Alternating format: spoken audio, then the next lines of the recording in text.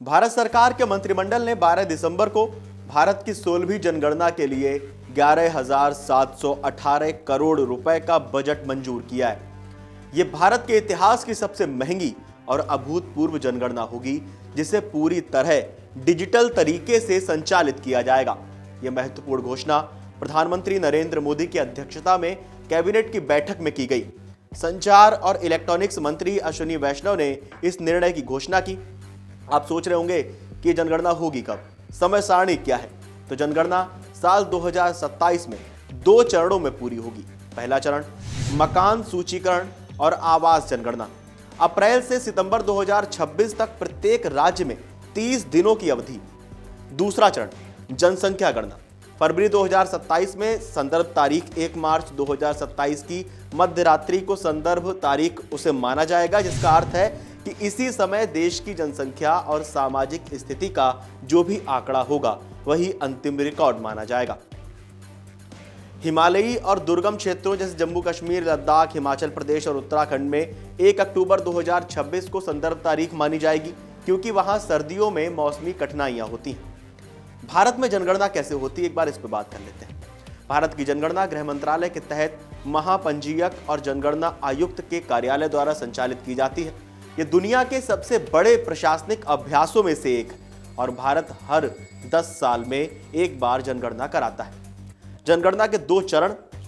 चरण नंबर 1 मकान सूचीकरण और आवास जनगणना। इस चरण में गणनाकर घर घर जाकर निम्नलिखित जानकारी एकत्रित करते हैं। जो जानकारी है वो हम आपको बताते हैं कि परिवार का मुखिया कौन है, ये पूछते हैं। परिवार में कुल सदस्यों की संख्या पूछते हैं। भवन का उपयोग यानी आवासीय है या वाणिज्यिक है जहां आप रह रहे हैं। निर्माण सामग्री ईंट, पत्थर या लकड़ी किससे बना हुआ है। कमरों की संख्या कितनी है आपके घर में। स्वामित्व की स्थिति कैसी है, यानी आपका घर किराए पे है या आपका खुद का घर है, इसकी जानकारी लेते हैं। पेयजल की उपलब्धता की जानकारी लेते हैं। शौचालय की सुविधा आपसे पूछते हैं। बिजली की सुविधा, उसकी जानकारी लेते हैं। वाहनों की संख्या आपसे पूछी जाती है। संपत्ति से जुड़ी अन्य जानकारियां भी आपसे पूछी जाती हैं जनगणना के दौरान। चरण नंबर 2 जनसंख्या गणना।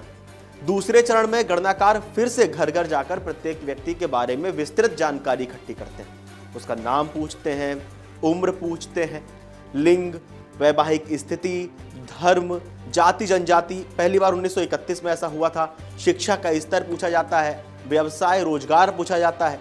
दिव्यांगता की स्थिति पूछी जाती है। प्रवास इतिहास की भी जानकारी ली जाती है। भाई आपको बता दें कि 2027 जनगणना की जो विशेषताएं वो क्या है। पहली बार डिजिटल 2027 की जनगणना कई नई तकनीकें लाएंगी। डिजिटल तरीका, ये भारत की पहली पूरी तरह डिजिटल जनगणना होगी जिसमें कागज के फॉर्म का उपयोग नहीं होगा। मोबाइल एप्लीकेशन, गणनाकार मोबाइल ऐप्स के माध्यम से सीधे डेटा दर्ज करेंगे। स्वगणना, यानी हम परिवार के सदस्य स्वयं ऑनलाइन वेब पोर्टल के माध्यम से अपनी जानकारी भर सकते हैं। इसके लिए उन्हें एक विशिष्ट आईडी भी दी जाएगी, जिससे गणनाकर्ता सत्यापन कर सकेंगे, उसे वेरीफाई कर सकेंगे और रियल टाइम निगरानी होगी इसकी। एक केंद्रीय समर्पित पोर्टल पूरी प्रक्रिया की निगरानी करेगा। जाति जनगणना की अगर हम बात करें तो 1931 के बाद पहली बार पूरे देश में जाति आधारित जनगणना की जाएगी।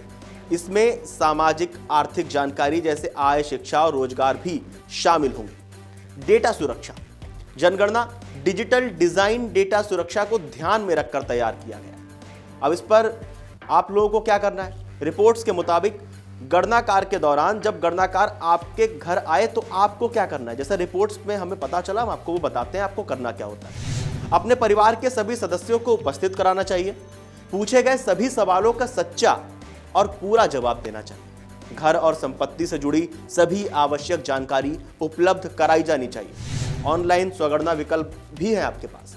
अगर आप घर में उपलब्ध रहना पसंद नहीं करते, आप घर में नहीं हैं, तो आप ऑनलाइन वेब पोर्टल के माध्यम से अपना डेटा स्वयं भर सकते हैं। इसके लिए आपको एक आईडी दी जाएगी। गणनाकर्ता बाद में इसका सत्यापन करेंगे, इसको वेरीफाई करेंगे। कानूनी जिम्मेदारी, जनगणना अधिनियम 1948 के तहत जनगणना में भाग लेना कानूनी रूप से अनिवार्य है। गणनाकार को सही जानकारी देना आपकी कानूनी जिम्मेदारी है। वहीं डेटा प्राइवेसी की भी बात, जनगणना के आंकड़े पूरी तरह गोपनीय रहते हैं और कानून द्वारा संरक्षित है।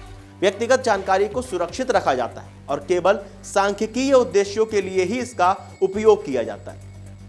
जनगणना महत्वपूर्ण क्यों है?